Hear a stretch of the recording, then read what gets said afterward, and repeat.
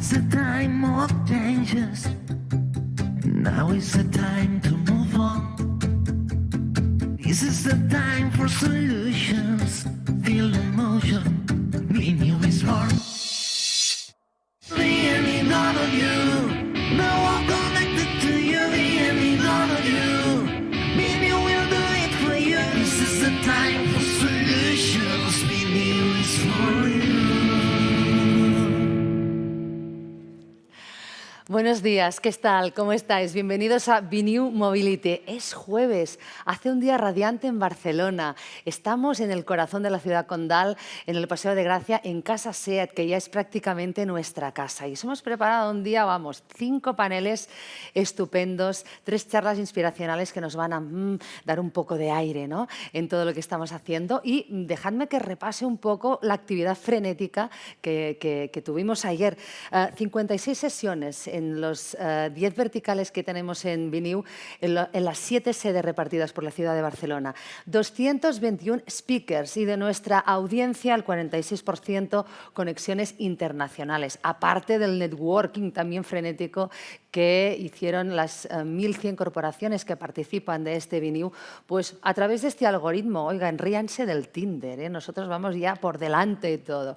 Bueno, quedaros con nosotros en BINNOVATIVE Mobility, porque ya sabéis que la movilidad del presente, pero sobre todo la del futuro, va a una velocidad de vértigo y tenemos muchos retos. Vamos a resolver o intentar resolver algunos de ellos. Uno de los principales desafíos a los que nos enfrentamos es lograr un desarrollo sostenible para reducir esta huella de carbono que hemos hablado también largo y tendido.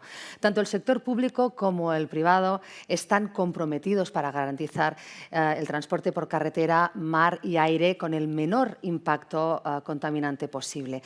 En esta sesión, en esta primera sesión del jueves, contaremos con algunas empresas expertas de España y del Reino Unido que nos contarán cómo han afrontado esta innovación en la movilidad sostenible.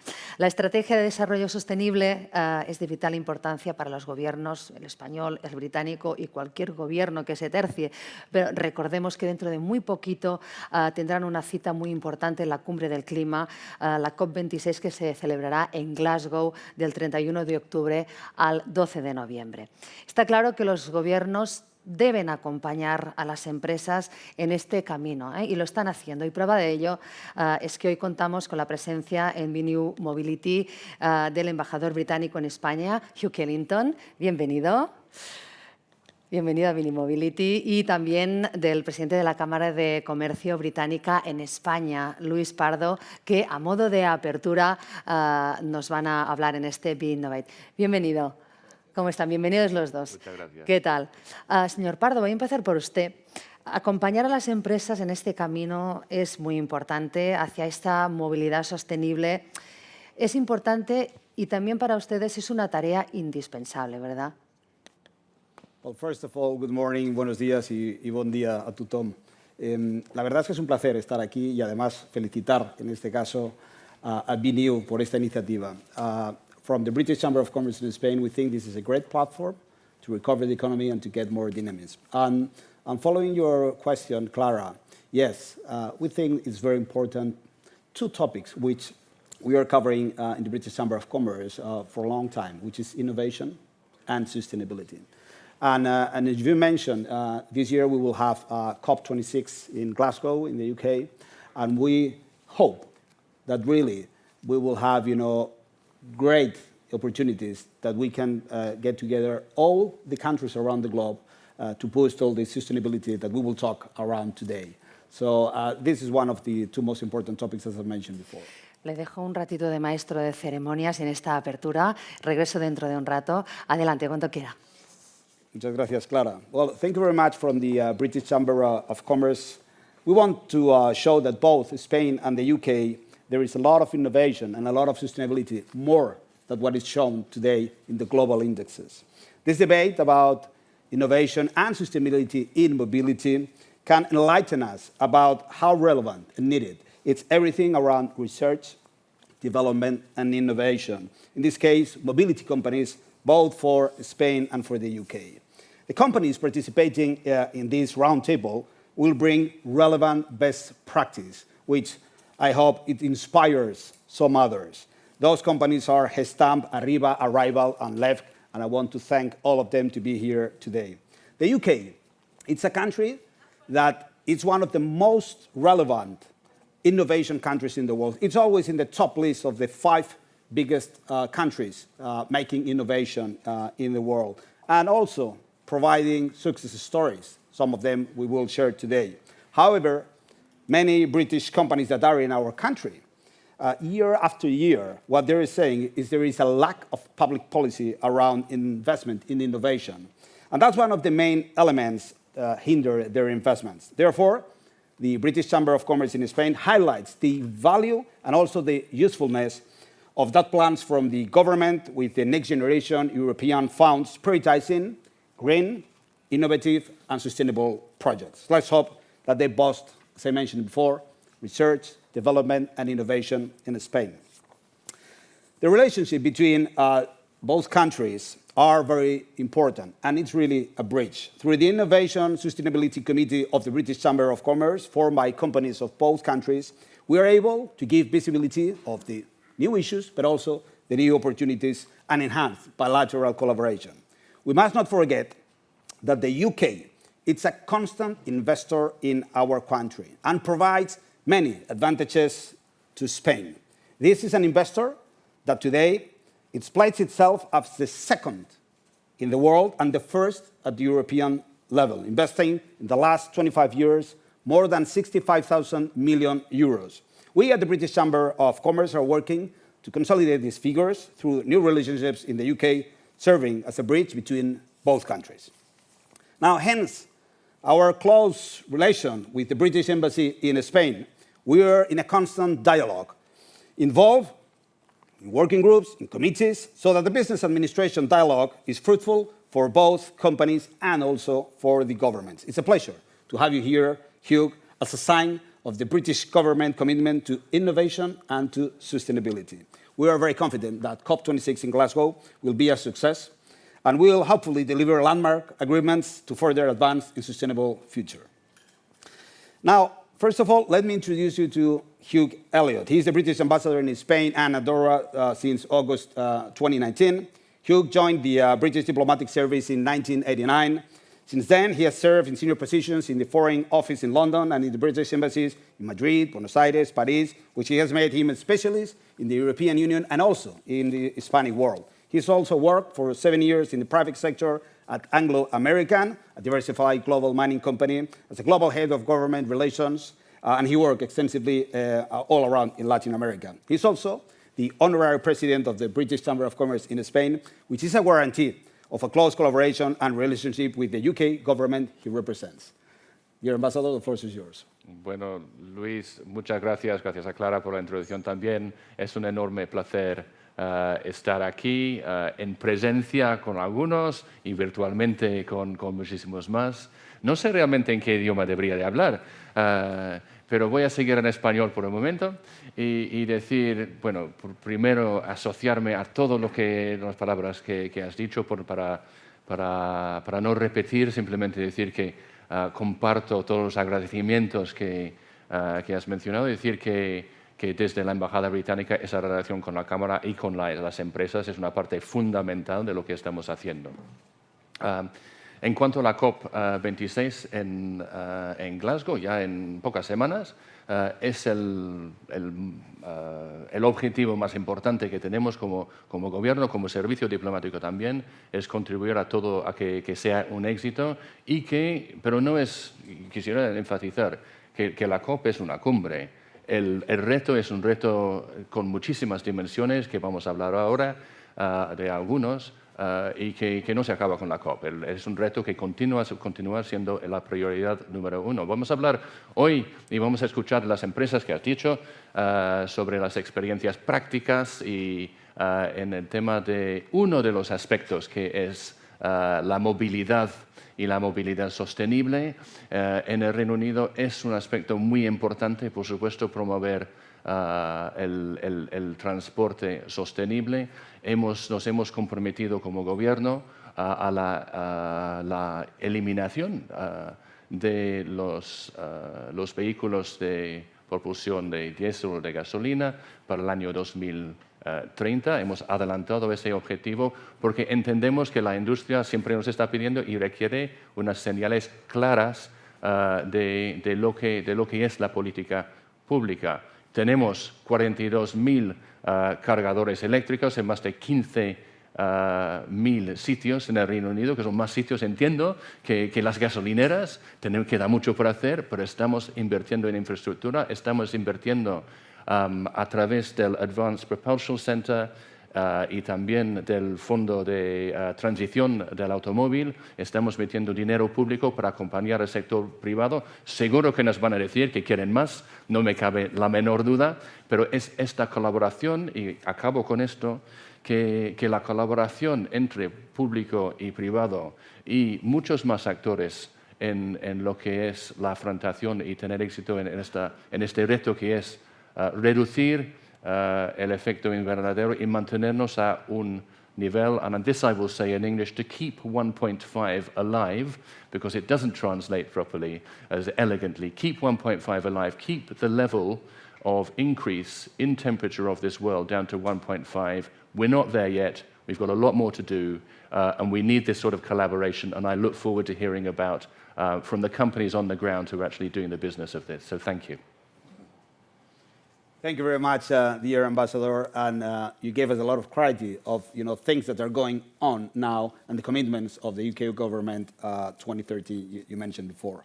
Next, we have with us Sandra Rowling, who will make the introductory panel of this session, presenting different initiatives around the acceleration of the electric transport. Sandra Rowling is head of EV100 Initiative of Climate Change, an international platform of leading companies committed to switch the electric transport for 2013 agenda. She has also held various positions in developing the climate group's engagement with business and government. Sandra, the floor is yours. Thank you very much. Welcome, everyone. Thanks for joining the conversation today. As has already been introduced, my name is Sandra Rowling. I'm head of transport at the Climate Group. We're an international NGO that works to accelerate climate action and brings the networks together amongst companies and businesses to make that transition as quick as possible, looking at some of the key sectors, including transport. And as has already been said in the earlier introductions, obviously this is a very timely debate today because we're looking ahead at the international climate negotiations, the big moment where international governments are coming together to look at what the opportunities are for raising ambition and getting us closer to keeping 1.5 alive, as you had just said. And we've been very pleased, especially to see that the British government has put such an emphasis on clean transport, because I think that is really a crucial part of the solution and one where we really have large opportunities to make a big progress on climate action as well.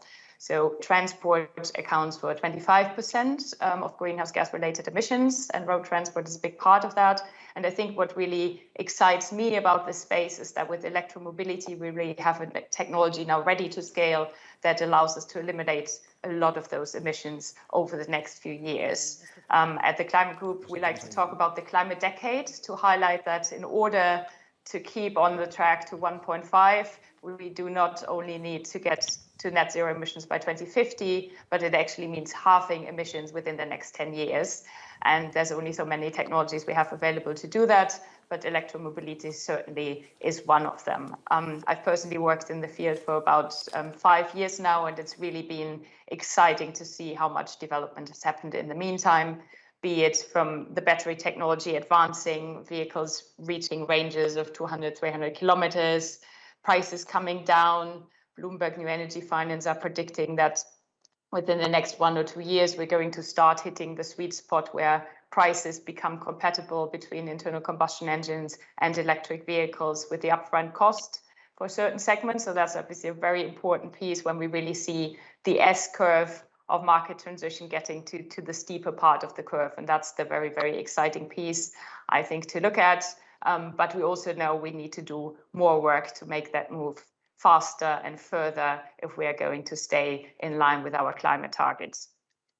So one of the initiatives I would like to introduce today is a platform that we have created that has already briefly been mentioned by Hugh, called EV100, which brings together international companies that are committing to go electric by 2030 in their own operations. So that means switching all their fleets to electric, and that means installing charging infrastructure at their premises as well. And we've been doing that because, of course, with any new market, the question is always, where's the early demand coming from? Where do we create the economies of scale that then help drive the prices down and make this technology accessible for everyone?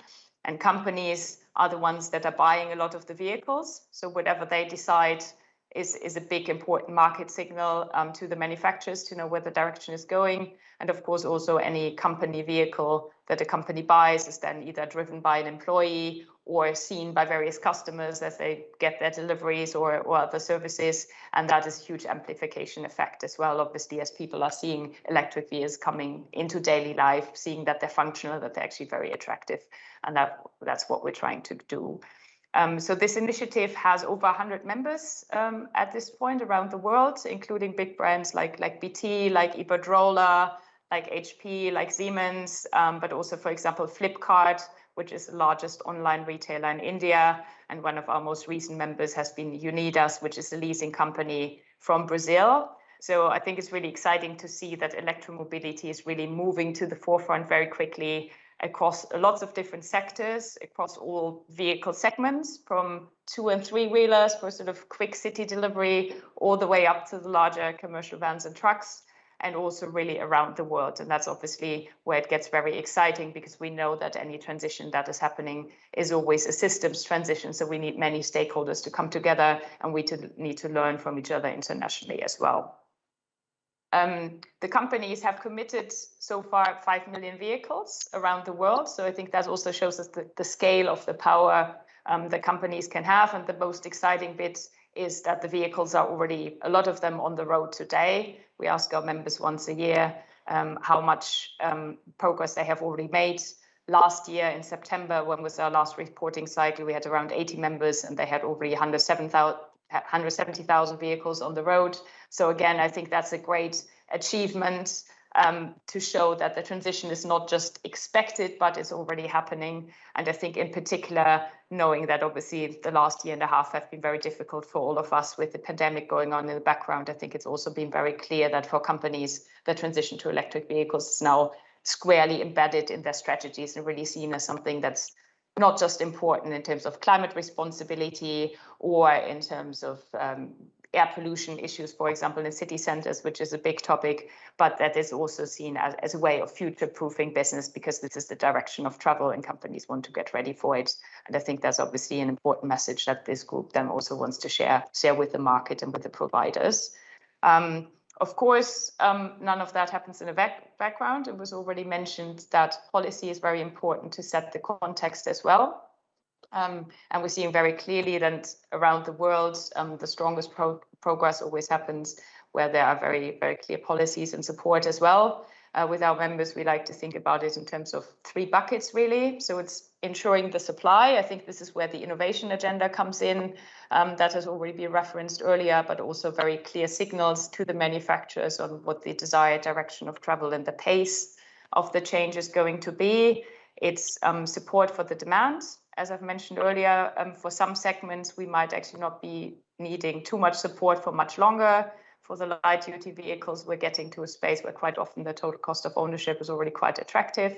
But of course, we also have the larger vans and trucks, etc., where the differential is still bigger and where it is important what types of incentives are being offered, also in terms of taxation measures and things like that.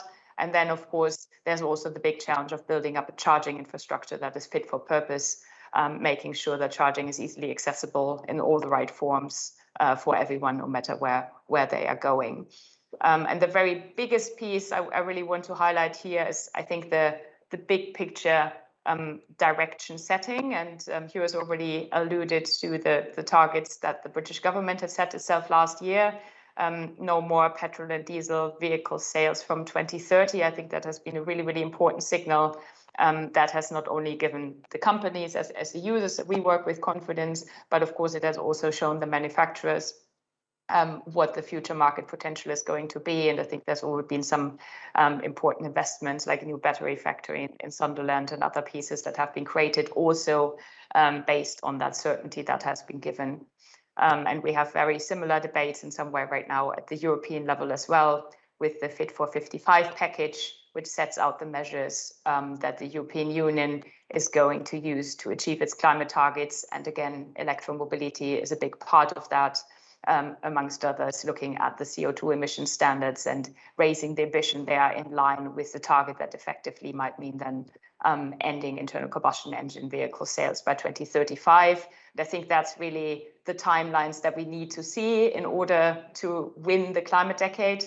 So I think there's a lot of really exciting and important debates coming up that to happen at national levels. And of course, then at COP26 is one of those moments where we bring all of that together. So the national governments have been working together on something called the CEF Transition Council to talk about what are the opportunities to raise more ambition on electromobility. But what we want to do is then also bring the voices of all of the so-called non-state actors, as they're called in UN speak, to bring to the table as well. So that's businesses, but that's also city and state governments, the manufacturers, the charging providers, the investors, who all have their role to play in making the transition happen.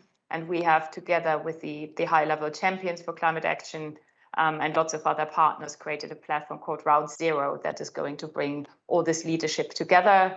And I think my big message today, if you only keep one, is, of course, please join us. Please consider being part of this movement and not just doing the right things in your own operations, think about your strategies for the future, but also being part of the public voice that speaks about it. Because I think one of the big opportunities that the COP gives us is really showing globally what is already happening around the world, how much the transition to electric vehicles is not just going to happen, but it's already underway, and how much support it really has across all stakeholders, and how much further and faster we can also go if we work together. And if leadership from one group of people then enables more leadership from another group of people as well. And of course, also, we know that COP is just a milestone. So all that makes it happen before is debates such as today between the stakeholders on the ground on exactly the how of how we're going to make it happen. So that's why I'm really excited to be here today and really looking forward to the next panel, where I think we'll hear from some people on the more details of the how of where we are and how we can make even more innovation happen. So thank you very much, and looking forward to the rest of the discussion. Thank you very much, Sandra Rowling, por esta magnífica introducción. Sandra Rowling, que es directora de esta iniciativa que reúne a empresas comprometidas con la aceleración hacia el uso del vehículo eléctrico. Hay que colaborar, nos lo decía, vamos a hacerlo. Y después de, como os decía, de esta introducción, empezamos con el panel BINNOVATIVE, a conocer estos casos de soluciones de movilidad sostenible innovadoras de empresas españolas y británicas. Modera el panel Elena Pollán, Senior Manager de Automoción y Movilidad de Grant Thornton. Adelante, Elena, todo tuyo. Buenos días, muchas gracias, Clara. So good morning, everyone. Buenos días, bon día. We are so delighted to be here at this BNU panel at Casa SEAT in Barcelona, and we want to thank all the BNU team for organizing this wonderful event, and everyone at Casa SEAT for hosting us here today. Now, we are all looking forward on having an insightful panel discussion about innovation in sustainable mobility, focused on companies from UK and Spain. And we'll learn about some very interesting success stories from our participants. So let me introduce them to you. Sitting next to me, we have Miguel López Quesada. He's Corporate Communication, Marketing, and Institutional Relations Director at Gestamp. Good morning, Miguel, how are you? We are also joined by Antonio Cendrero, Managing Director at Arriva in Spain. Good morning, Antonio. Nice to have you. And virtually connected, we have Jorge Susaeta. He is Head of Operations in Southern Europe at LEVC, the London Electric Vehicle Company. Good morning, Jorge. How are you? Good morning. Buenos días. Buenos días.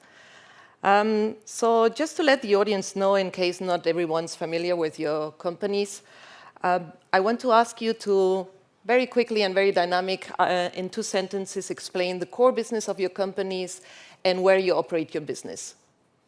Miguel, want to start? Break the ice? Yes, please. The name of my company is Gestam. It's a family-owned company founded some over 25 years ago in Spain. We operate in 24 markets, manufacturing basically auto parts for the largest manufacturers of vehicles in the world. We do basically things to keep vehicles lighter. So the parts that we made, basically the body structural parts, trying to enlighten them. And then we keep safety for the passenger. So all these parts are making traveling in a car safer in case of a crash. So basically that's what we do for a living. We're over 24,000 people in the world, and we have more than 100 factories in different countries, of course in the UK and Spain too. Okay, amazing. Antonio. Hi everyone. Arriva is a public transport operator. We operate in 14 countries in Europe. The country is headquartered in the United Kingdom, but now we are part of Deutsche Bahn, the logistic and mobility company that is German. We provide roughly 2 billion passenger trips per year, and we are just one of the most committed and just one of the biggest public transport operators in Europe. Nice, thank you. So Jorge, tell us about LEVC, please. Okay, so LEVC means London Electric Vehicle Company. It's the former London taxi company that probably you heard about this, and we were selling the black cabs in London during 100 years. The story changed a few years ago when a group called Geely arrived into the company, so a group that has other brands like Volvo, Lotus, Polestar, Lynk & Co, and changed the philosophy of the company in order to transform our business into giving solutions for the green mobility, for the professional customers. So today we are not just selling the taxi that was our core of our business. We have developed also a new vehicle, a light commercial vehicle, with both of them a new electric technology. Yeah, we are entering into Europe because till the last year we were just operating in UK. Now we are approaching the European markets, and since beginning of this year also in Spain with four dealers. So I hope very soon you will see our cars in the street, our cab, but also our light commercial vehicle. Okay, we all hope to do so. So let me summarize then. We have here Arriva, who is a public transport operator. We have then Gestam, who is a traditional, well-established worldwide components manufacturer. And we have also a taxi company, but also recently started to manufacture their own commercial light vehicles, right? Okay, so we have now 25 minutes to talk in our panel about innovation and sustainable mobility. But before we come to that, let me first ask your opinion about more general situation in which we find ourselves today regarding innovation and sustainable mobility. More specific in UK and Spain, please. As it is known, the European Union has established to reduce net greenhouse gas emissions by at least 55% by the year 2030, whereas the UK government has announced an even more ambitious intention to reduce net greenhouse emissions by 78% in the year 2035. So, considering this regulatory framework, what are the most important trends regarding innovation in sustainable mobility you can think of? Who wants to start? Well, I think that the innovation is coming, as always, from the sector. So the private sector, mainly, is driving innovations. I think that we all have to create demand for the electromobility, because nowadays regulation is in one side, the consumer is still in the other side. There is a lot of room for improvement in the middle. And that has to do with the innovation coming from the sector, has to do with the education and the demand from the consumer side, and has to do with the value chain that we have to fulfill. battery creation is not yet there for the demand which is about to come. So Europe mainly will have to do the homeworks in creating that supply of battery packs and battery cells for the market. Innovation on the motor side is going to happen. It's happening already. We are now having the automobile trade show in Barcelona now, showing a lot of innovation coming from the OEMs. But the situation is related to a whole value chain. So components will make a lot of efforts, and I'm sure that as always the automotive sector will meet the challenge. It's a challenging goal that we have, but the sector has always succeeded in meeting those challenges. So I think that we're all committed. Yeah. So now they need to create demand. You say that's not an easy challenge to fulfill. What are the trends you can see? I mean, Antonio also mentioned the homework of the European Union. What do you mean regarding this, Antonio? Well, I mean, for public transport, just last August, just came into force an important piece of legislation. It was just the Clean Vehicle Directive. This is a European directive that sets specific goals for just zero-emission vehicles and clean vehicles. That has to be just put in the roads. This piece of European legislation has to be transposed into local legislation, and this is something that is going to happen in the next months. When this happens, there will be in every tender of public transportation specific targets of zero-emission vehicles and clean vehicles. So for a public transport operator, this is going to mean that we are going to have a specific just target to hit when we just bid for any public tender. It's going to be just a milestone.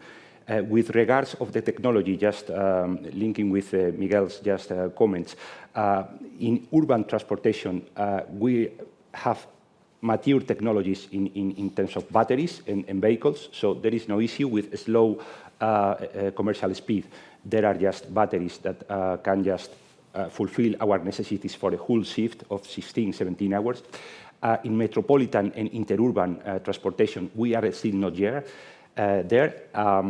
Technologies are not mature, and we still don't have batteries that last long enough, okay, as just substitute diesel batteries. And the same is for long distance. So we see that the technology is improving quickly, so we hope that in the next 2-3 years we are going to see just some breakthrough technologies coming to the market, but so far not all the technologies are maturest.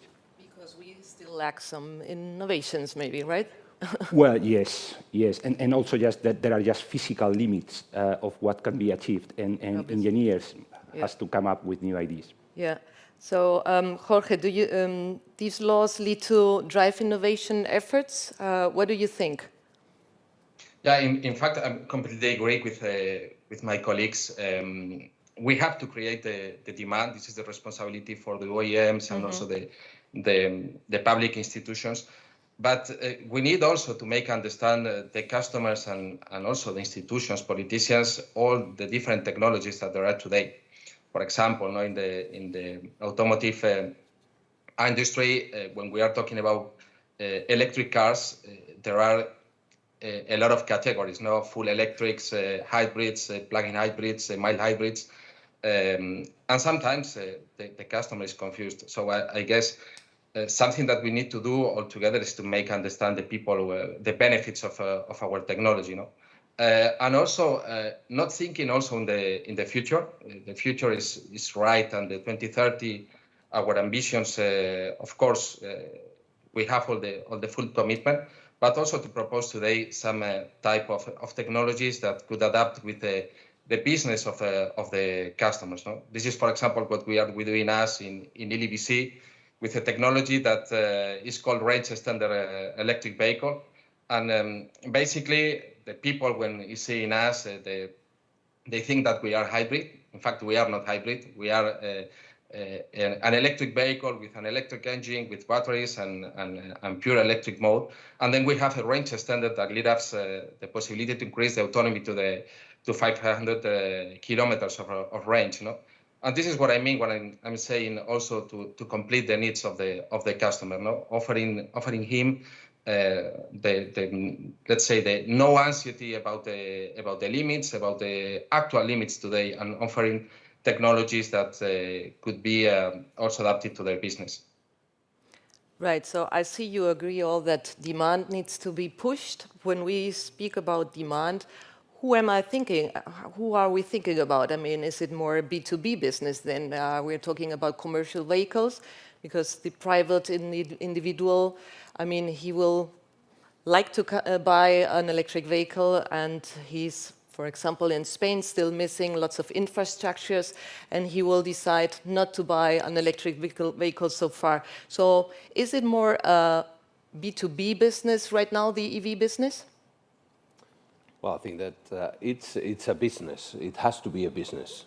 Probably the size of the business is not yet there. So I think it's a small business now, but it's a high potential business. So the acceleration of this business, how we create demand as a sector, probably has to do with the aggregation. So fleets, commercial vehicles, professional transporters, all of those are going to be the ones educating the market. So the moment that you're probably driving your own car as a company car, then you realize how convenient it could be that you can really make your life every day driving your own electric car, then probably you will be more open to thinking about that for your family car when you're having your private time and you have been used to the technology and to the driving mood of an electric vehicle as a fleet car or as a commercial vehicle. Yeah, so the focus today is still in fleets. We've seen that before with Sandra Rowling.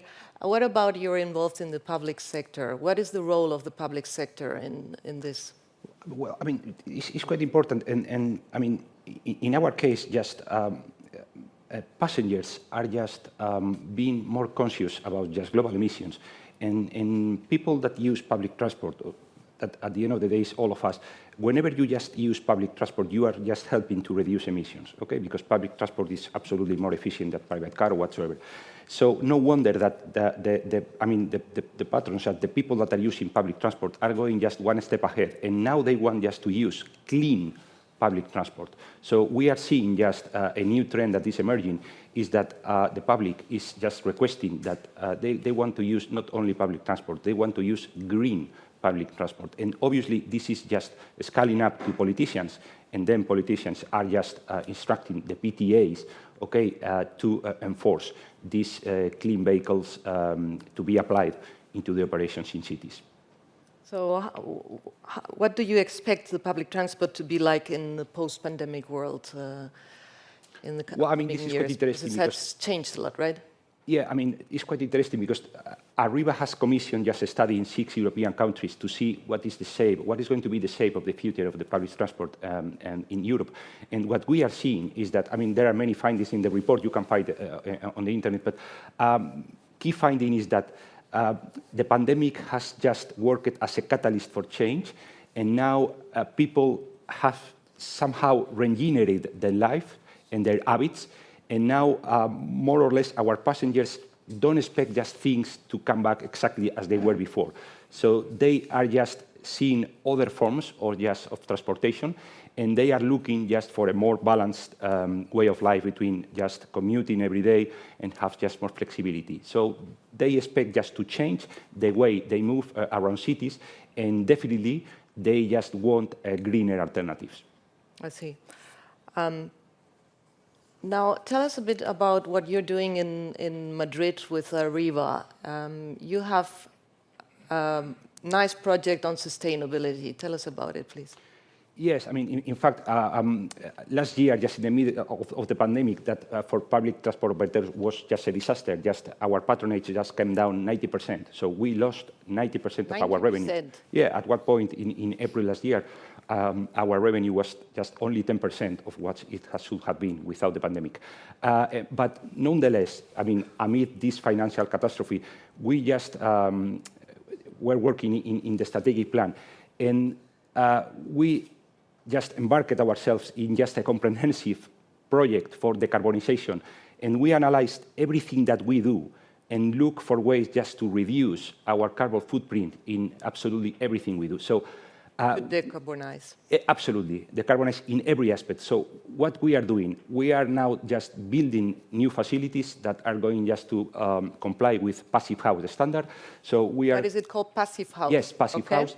So it's the highest standard for energy efficiency. And I see. what does it mean? We are going to reduce just the energy that we need for air conditioning or heating 90%. Okay, we are going to install solar panels in the roofs. So we are going just to power our workshops, just to repair the buses. With this electricity, we are going just to create. We are going just to store the rainwater, okay, in underground depots, and we are going to use this water just to clean the vehicles. And this water is afterward just recycled again, so there are 2 cycles for every just raindrop. And with this, we want just to save 300,000 liters of water per year. So, oh, that sounds impressive. Yeah, I mean, it's quite nice. And the last step in this, and this is something that we are going to start this autumn, is we are going just to start building the electric infrastructure facility just to recharge electric buses. This is something you're planning to do? Yes. So our main goal is in Madrid is just discontinuing the purchase of diesel buses and substitute these diesel buses for electric ones. I see. Jorge, you've spoken about the range extender technology you're implementing. Tell us about what it consists in. And when we had the briefing, you were explaining to us that not every government is understanding this technology very well in terms of then later making laws. Is that correct? Yeah, exactly. Luckily, here in Spain, our government understands perfectly this technology. Let me explain, let's say, in a simple way. Range extender in our case is the help that we have in our vehicles to extend the autonomy of our vehicle. Basically, our vehicle is always driving in electric, so it's we don't have a second engine that is driving the car. We have a second engine that is just acting as a generator of electricity to maintain the level of the battery. That gives us the benefit of the range autonomy, first of all. So no anxiety, as I said before, regarding remain in the middle of the road with no electricity, and flexibility to use the pure electric mode or the range extender in the case we need. No, basically, of course, our purpose and the benefit of our car is to drive on electric, but anyway, we have this solution of the range extender. Benefit, as I said, is this the range autonomy of 500 kilometers. But in the same way, it's also the CO2 emissions, because we are at 90 grams of CO2. That means that we can be considered like a zero emissions car. And this is important when we are talking about governments and laws. Because, yeah, that's it. You know, there are do governments understand this, yes? Yeah, our government understood it, and our category is registered and considered like a full electric car. Yeah. Because in fact, our car can be driving on electric.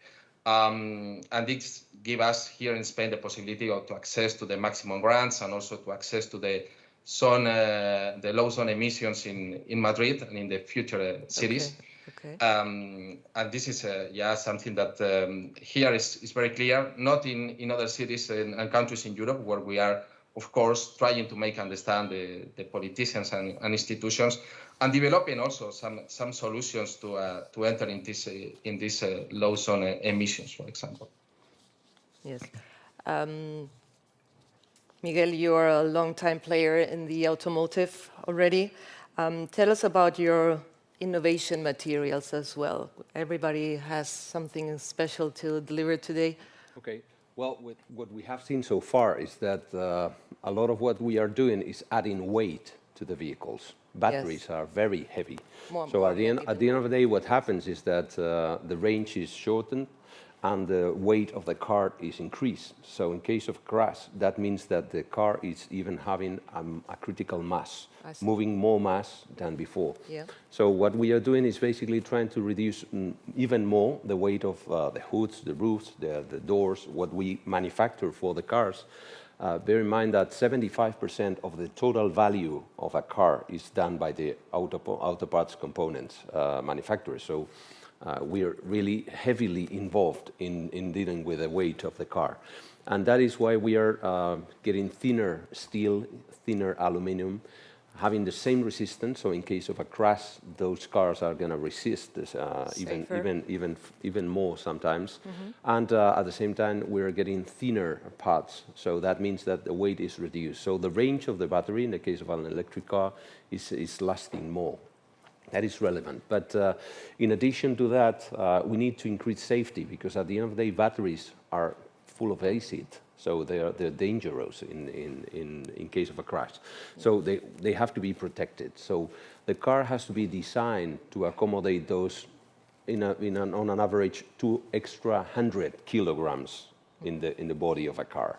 So the accommodation fits into the chassis. That means that we have to design the cars and design the chassis taking into account that they have to accommodate this in a safe way. So in case of a crash, that's going to be protected. That creates a new product, which is called battery boxes. We're doing hybrid battery boxes using different materials, aluminum, steel, fibers, and this is where we accommodate the batteries. Another innovation is that the whole car becomes a battery box in some way. So some of the parts creating the structure of the car can be made on one single piece. That's what we are calling extreme size parts. Yeah. And then we have a new category of vehicles, which are the commercial vehicles, where sliding doors, the power side doors are going to be really relevant to open in e-commerce distribution in narrow streets where they have to park, usually. Sorry, we're running almost out of time. I want to ask you another question. Where do you do all this research and development? Because you are very focused as well in the UK. Do you have there your research centers? I want to know, where does this innovation come from? We have more than 1.5 thousand people dealing with R&D out of our 42,000 in 13 research and development centers, some of them based in the UK, some of them in Spain. But what is good is that our R&D effort is done globally. So we have people working in India, people working in China, in the US, in Germany, in Sweden, and they all work together as a team in Spain and the UK. So there's a great cooperation, and there are examples. Chassis is basically something that we're dealing now in the northern part of England, out of Aycliffe, and Bilbao and Barcelona are involved too. Okay. Excellent. So I think we ran out of time. Time flies. I'm sorry, we have lots of questions for you that I couldn't ask you today, but we finalize here. Clara, fantástico. Elena, os hemos escuchado muy atentamente porque son 3 empresas con experiencia en buenas prácticas hacia esa movilidad más sostenible y hemos tomado buena nota. A mí me ha gustado mucho cuando Miguel decía, están por un lado los ciudadanos que están tirando de ello y las empresas, y en medio ese terreno para la innovación, que tenemos todos que regar muy bien y que incidir allí. Nos decía Antonio, nos falta innovación, nos faltan nuevas ideas, ¿no? Nos faltan que maduren esas tecnologías que tenemos y nos decía, por ejemplo, lo del terreno de innovación. La gente nos pide un transporte público verde. Pues bueno, necesitamos esta innovación para darles ese servicio público que ya sabemos que va a ahorrar 300.000 litros de agua al año, ¿no? Nos decía, esto es muchísimo. Más cosas que hemos dicho. La gente se lía con el coche eléctrico de tantas variedades. Tenemos que explicar muy bien al consumidor qué es lo que tenemos. Y estas tecnologías tienen que ser adaptables a los negocios, que se vea que esto puede tirar hacia adelante. Y los deberes de la Unión Europea. De momento tenemos esta directiva del vehículo limpio, que va a haber estas limitaciones. Las licitaciones ya se va a introducir, pero bueno, vamos a tirar también de la Unión Europea para que nos ayude a avanzar en ese camino. Innovación, innovación, más innovación y ganas de tirar para adelante, segurísimo que sí. Bueno, dentro de un ratito, después aquí, en BINNOVATIVE Mobility, pisaremos muy fuerte el acelerador de la revolución de la movilidad aérea urbana. No os lo perdáis. Hasta ahora mismo.